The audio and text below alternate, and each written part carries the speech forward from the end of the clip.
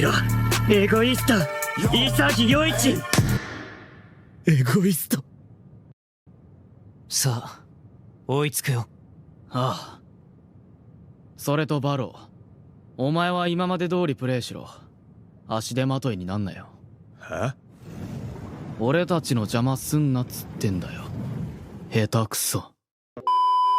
So the chapter starts off with Ego and Isagi standing in the elevator, and no Glaze, why are they posing up this immaculately? Anyways, Isagi's like, so what's up? What you need to talk about, coach? They're going down this extravagant looking ass elevator, and may I just say that for one, I genuinely never knew that Blue Lock had an elevator. I thought they was using straight stairs in that bitch. And two, why the absolute fuck does this shit look this fancy? And when did Blue Lock have this many fucking floors? Ego is really playing with Japan's money for real. I'm not even bullshitting. Ego starts to speak, asking Isagi what his intention was during the last play at the end of the Nigeria match, to which Isagi responds, saying that he was aiming for his own goal, and as an egoist, he simply did what was natural to him. Ego had to fix his glasses real quick, saying that since they were already winning the match by a fucking mile, it was a good time to test out his new play, a new way of thinking. As the elevator doors open, Ego adds on, saying that if those gamble plays keep continuing, it'll cause confusion, especially for the teammates that aren't able to keep up, and overall, Blue Lock's formation and tactics will collapse on itself. Ego tells Isagi that his last play should only be used as a secondary tactic when he has the room to spare, telling him not to make that way of winning that can't be reproducible his main target. Isagi had to cop the plea. He apologized, saying that he gets him, but he feels like he's on the verge of finding the theory to beating Noah and ultimately becoming the best striker in the world. And goddamn, look at this fucking view. I did not know Blue Lock had this type of view, and this is a big ass rooftop. I wonder if Ego took Henri up here and was spinning some game to her, but I guess we'll never know. Anyways, Ego was like, what is you talking about, nephew? Isagi tells him that his football alone is no longer enough for him. Isagi was low-key freaking out, seeing how big this rooftop was and how crazy the view was too. Ego was like, chill homie, this is Henri and I's little spot. But Isagi's like, alright, my bad.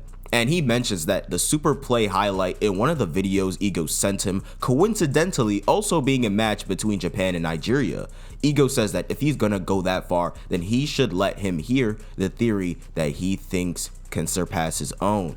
Isagi says that when he watched it, he realized something, and it expanded his way of thinking. But now that he's truly felt that pain, it is exactly why he can face it head on and can clearly see what he is lacking. Isagi states that beating Noah with just physical ability, even if he was reborn a million times, it would be 100% impossible. And then there's niggas like Loki, Lorenzo, and my GOAT, Kaiser, who in a single match or a single play, he might win sometimes, but if he looks at it objectively, he doesn't even think that he'll win at all in pure individual ability. And holy Kaiser upscale. Y'all Isagi Glazers heard it from me first and your GOAT second. I ain't even gonna say too much on this. Just put your finger over your mouth and shh. Isagi continues on, saying that humans have two types of people, being geniuses and talented learners, and we already know this from the PXG match, so Ego is real deal listening to this shit. Isagi got the mic. Isagi says that geniuses and talented learners aren't in a simple hierarchy where one is always superior to the other. They clash, stimulate each other, and grow through direct competition, and through that process, an infinite chain of level ups are created. Someday, you'll reach the very top of the world. Back then in the PXG match where he absolutely baited the fuck out of Ness shape-shifting into Kaiser, it felt like football itself was something divine, like it was guided by a god. And from there, the age of the Neo-Egoist League begun, saying that was the reason for the Neo-Egoist League. And Ego's like, yeah, you can say that for real. But Isagi's on a roll right now. He adds on, saying that that's exactly why not just Rin or Bachira, and even all the geniuses in Blue Lock, he needs to keep being this ultimate talented learner that can make them feel like they need to surpass him. And they could have added Chigiri, my boy Kunigami, and even the GOAT Gagamaru. And you're telling me that Nomura decided to add Otoya among all these geniuses? I admit that one goal was nice, but other than that, what was left? Anyways, Isagi tells Ego to give him more, a new kind of football for him to feed off of. But that's when he asks Isagi if he thinks a god of football actually exists. And y'all already know Ego, man. Once he gets to asking these odd ass questions, he be spitting. So peep game and tee the fuck up right now. Isagi asks if he means someone like Zico or Maradona, but Ego's like, nah, I'm talking about a real deal god of football. And Isagi's like, I don't get what you mean, coach. Also, I never thought you'd be the one to talk about mythical deities and things of that nature. But that's when Ego says that it's a result of perfecting one's thoughts and efforts, where your body and mind totally sync up, bringing back up luck and how everything just goes exactly how you want it to, and it feels like something beyond your control is guiding your destiny. As we get not only the first Ego backstory panel, but one hell of a fucking panel with Ego in his glory days with this stand ass looking figure behind him, and man, the resemblance to Isagi is very apparent. But Ego says that back when he was an active player, he encountered it for exactly 7 minutes. Never before and never since. But back then, he had to think some invisible force was at work to make sense of that inexplicable performance he pulled off.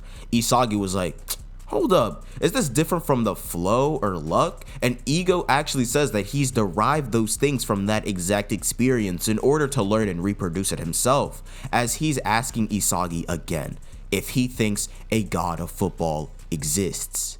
And of course, with Isagi's position as the striker in the next match on the line, he had to comply. Nah, I'm just bullshitting. He actually says that if that invisible power was thanks to God, then maybe God does exist. Ever since coming to Blue Lock, the fact that he first met Bachira and in the U20 Japan match at the very end when the ball fell down to where it did, but Ego cuts him off, saying that but that God won't help him anymore, and that's why he quit football in the first place. But Ego catches himself, saying that he was chatting too much, and this pissed me the fuck off, cause I was honestly waiting for bro to spill the tea just for this nigga to tease and edge us all, and I'm sad to say, but it's actually working, cause at this moment, I'll just wait as long as it takes. But that's when Isagi tells Ego to watch him, as he says that he'll go meet this god of football for himself. And the Isagi Yoichi that he created in Blue Lock is going to make sure that his dream comes true. To where Ego says yeah, and for Isagi to try and surpass him, ending off the chapter. This chapter was absolutely fucking amazing. I mean, I already said it in the video, but man, I just wish that we went more in detail about Ego's backstory, because that panel was just absolutely breathtaking. It was phenomenal. And this whole new main concept, other than the flow and luck, has been brought to the table, being a god of football, but in a literal sense, and how Ego actually experienced its touch for 7 minutes in a game was really fucking intriguing. I just wonder if we'll see hints of this god throughout this tournament, with Ego just adding his input to it and all. That panel was honestly beautiful. I know I just keep saying it, but man, I can't forget about that panel, and I just can't wait to see all of them colored panels being released. But yeah, if you guys did enjoy this chapter review, then please leave a like, subscribe to the channel if you are new, and comment down below your thoughts on the chapter and your predictions on the next chapter. Make sure to also go follow the socials like the Instagram and the Twitter, and be sure to join the Discord to be a part of the community. All links are in the description down below, and without further ado, I hope you guys have a great day, and see ya.